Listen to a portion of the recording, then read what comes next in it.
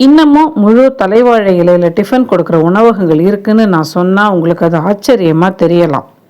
நீங்கள் வெறுமனே 2 இட்லி மட்டும் சாப்பிட்டா கூட பெரிய வாழை இலையில் தான் கொடுக்குறாங்க. அந்த இட்லியும் சுட சுட வரும். தோசையும் அப்படி தான். ஆறிப்போன தோசையே நீங்கள் கேட்டால் கூட கிடைக்காது. அதுவும் தலைவாழையில் டிஃபன் கொடுக்குற இந்த உணவகம் பல்லவன் எக்ஸ்பிரஸ் ட்ரெயினில் பயணம் செய்கிறவங்களுக்காகவே நடத்தப்படுதுன்னு உங்களுக்கு தெரியுமா? ஸ்ரீரங்கம் ரயில்வே ஸ்டேஷன் ரோட்டில் இருக்கிற மணிஸ் கஃபே உணவகம் தான் அது. விலையும் ரொம்ப கம்மியாக பேக்கெட் ஃப்ரெண்ட்லியாக தான் இருக்கும். 73 ஆண்டுகளாக வெற்றிகரமாக இயங்கிட்டு வர உணவகம் இது. இந்த உணவகத்துக்கு நான் ரீசெண்டாக போயிருந்தேன். 100 வருஷ பழமையான ஓட்டு வீடு. அந்த பாரம்பரிய கட்டடத்தில் தான் இந்த உணவகம் இருக்குது. மேலே பாருங்கள், முக்கோண வடிவத்தில் சாய்வு ஓட்டுக்கூரை போட்டு இருக்கு. இங்கே வெயில் காலத்தில் கூட குளிர்ச்சியாக தான் இருக்கும். அந்த மர உத்தரம், ஜவஹர்லால் நேரு படம், பழைய காலத்து கருப்பு கலர் ஸ்விட்ச், இதெல்லாம் பார்த்தாலே இந்த உணவகத்தோட வயசு நமக்கு புரியும். ஒரு நாளைக்கு 5 மணி நேரம் தான் இந்த மணிஸ் கஃபே ரெஸ்டாரண்ட்டு திறந்துருக்கும்.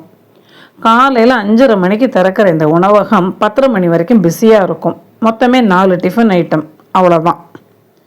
மதிய சாப்பாடு, ஈவினிங் டிஃபன், நைட் டிஃபன் இதெல்லாம் கிடையாது. காலையில் 8 மணி வரைக்கும் இட்லி, வடை, பூரி, காஃபி இதெல்லாம் கிடைக்குமா. 8 மணிக்கு மேலே தோசை போட ஆரம்பிச்சிடுறாங்க. வீட்டில் கிடைக்கிற மாதிரி சுட சுட தோசை வரும். காலை 8 மணிக்கு அப்புறம் இட்லி வடை கிடைச்சா அது உங்கள் லக்கு. சென்னைக்கு போகிற பல்லவன் எக்ஸ்பிரஸ் காலை 7:15 மணிக்கு ஸ்ரீரங்கத்திலேருந்து கிளம்பும்.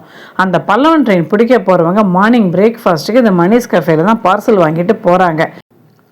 அதனால் கிளம்புற 7 மணி வரைக்கும் கூட்டம் ரொம்ப அதிகமாக இருக்கும். மணிஸ் கஃபேயோட மெயின் கஸ்டமர்ஸ் பல்லவன் ட்ரெயினுக்கு போகிறவங்க தான். மணிஸ் கஃபே மெதுவடை பலரோட ஃபேவரட் ஐட்டம்.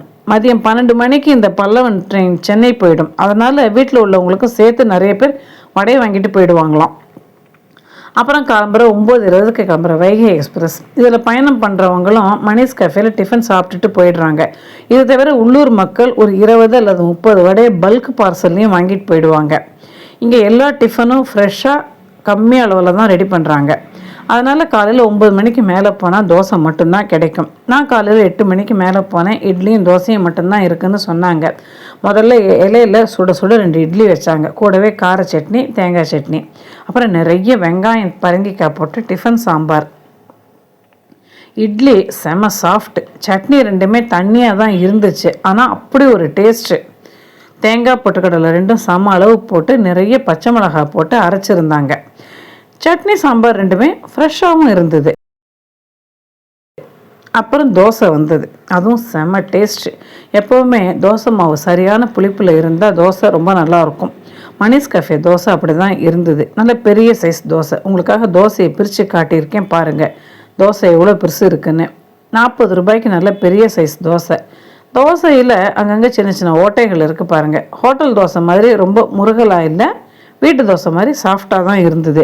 தோசை ஓரங்கள் சிவந்தும் நடுப்பகுதியில் கொஞ்சம் வெள்ளையாகவும் இருந்தது. இதனால் நமக்கு ஒரே தோசையில் 2 வித டேஸ்ட் கிடைக்கும். மொத்தத்தில் சூப்பர் டேஸ்ட். அதனால் இன்னொரு தோசை ரிப்பீட்டுன்னு சர்வரை பார்த்து சந்தோஷத்தில் கூவினேன்.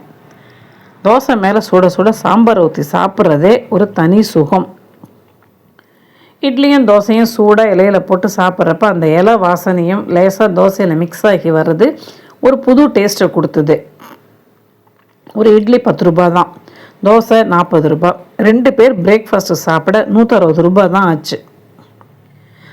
நான் போனப்போ பூரியும் இல்லை, மணிஸ் கஃபே மெதுவடையும் இல்லை. இன்னொரு முறை போனால் அந்த 2 ஐட்டத்தையும் மிஸ் பண்ணக்கூடாதுன்னு நினச்சிட்ருக்கேன். இந்த மணிஸ் கஃபே ஹோட்டலில் சாப்பிட போகிறவங்க கவனத்துக்கு இன்னொரு விஷயம், நம்ம சாப்பிட்ட இலையை நாம் தான் எடுக்கணும். எடுத்து அந்த இலையை போட வச்சுருக்கிற தொட்டியில் போடணும்.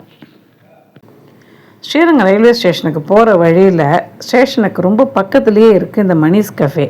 நீங்கள் இந்த ஸ்ரீரங்கம் மணிஸ் கஃபே உணவகத்தில் சாப்பிட்ருக்கீங்களா? உங்களுக்கு இந்த உணவகம் பிடிக்குமா? கமெண்ட் சொல்லுங்கள்.